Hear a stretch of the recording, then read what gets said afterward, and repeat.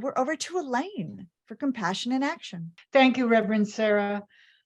Today, we're so fortunate to have someone who's been mentioned several times already today, Thomas Wade Jackson. He's an extraordinary voice for compassion. He's a filmmaker, musician, and an animal activist. And his 2019 film, A Prayer for Compassion, it's a film he created with our own Victoria Moran, helped give birth to where we are today, this Compassion Consortium. So welcome, Thomas. We're so glad to have you here. Oh, it's such a privilege and honor to be here, and especially with all my friends. And I love that I could make it here today. Thanks for inviting me. Well, we're grateful. You have several projects in the works. You have a docuseries, a short film, and a CD on the way. So let's talk about your new docuseries. It's to be released in early 2003, I believe, and it's called Compassion in Action, Bringing the Elixir Home. In that film, how do you explore compassion?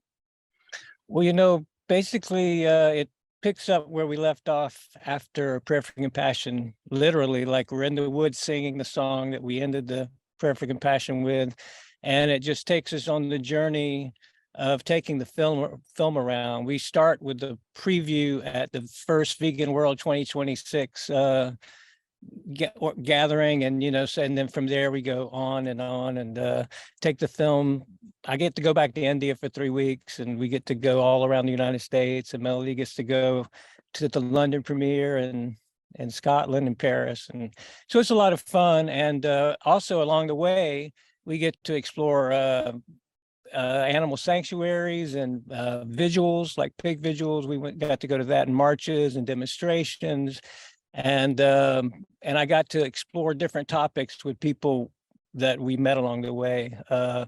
I got to talk about effective communication for activists with vegan psychologist Claire Mann, and I got to talk. One of the things I didn't get to go through, or we didn't get to cover in A Prayer for Compassion, that I always wanted to explore, was self-compassion, because it's such an important thing. So in the docuseries, we get to talk a little bit about self-compassion, self-care, and Melanie Joy talks a little bit about that. Rich Roll, I think, speaks some. And so we see examples of compassion, and it's really like I don't think there's any kind of graphic violence, other than I did go to a wet market in India.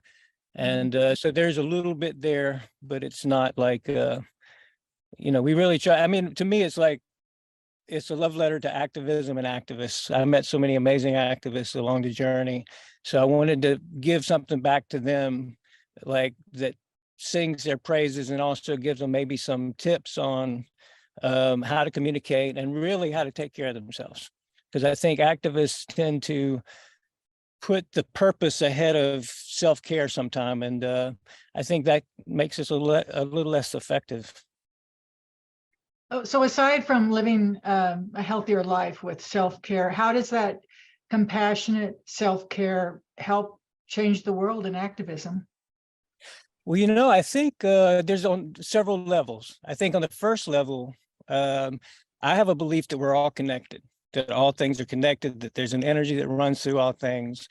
And so when you are taking care of yourself and you're meditating and praying, exercising and sleeping and getting good food and all of these things, I feel like your energy level is your well-being, your energy level is a lot higher, and you're open to you make the world around you better because we're all connected, but also you become open more to your creative connection and to your divine purpose and guidance, I feel like.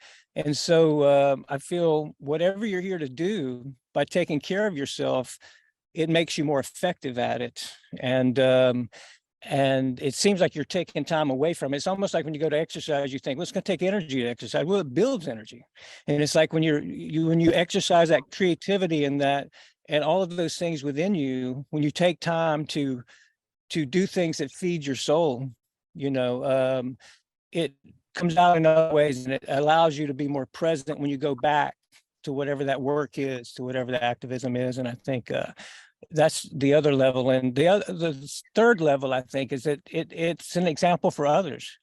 I think whether the person's vegan, not vegan, whatever, when they come around someone who has an energy and they're comfortable in their skin and they're loving and they're kind, it really they feel it, and it kind of inspires them. I mean, we really don't know, who we're inspiring and who sees. I mean, there's been so many people in my life that I don't even know. Like, I saw them do something and it affected me and I changed my behavior.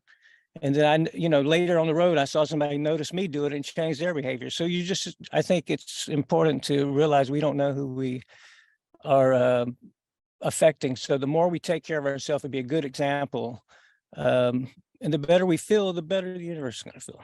That's kind of my answer. It's beautiful. So one final question, Thomas. What can one person do today in their own version of compassion and action to make the world a better place, or well, an action that truly makes the world a better place? What can one person do? If there's one action, I would just say meditation would be the first action, because it basically, for me, if you start with the meditation, you find the guidance to lead you to the other actions, but if I would go a little further, I would say self-care and self-compassion for the reasons we talked about, and also making time to do that thing that feeds your soul, that's creative, that I know you feel you don't have time to do, but your heart's calling you to do, and you don't see how it's connected to your purpose, and all of these things. I feel like even if it doesn't look directly connected to your purpose, by following that, it leads you you just open so many doors of creativity. And I feel like the answers and the change that's going to happen is going to come through through our creativity, through our imaginations, and breaking, because we have to shift. The world is shifting. It's warms my heart to go to a store and see so many vegan options growing every time I go, and realize that, these are not all vegans. These are people who are pre-vegans that are becoming more and more open to it. Well, thank you, Thomas, and let's hope there's many more on the way. And thank you for your time today. Yes, thank you.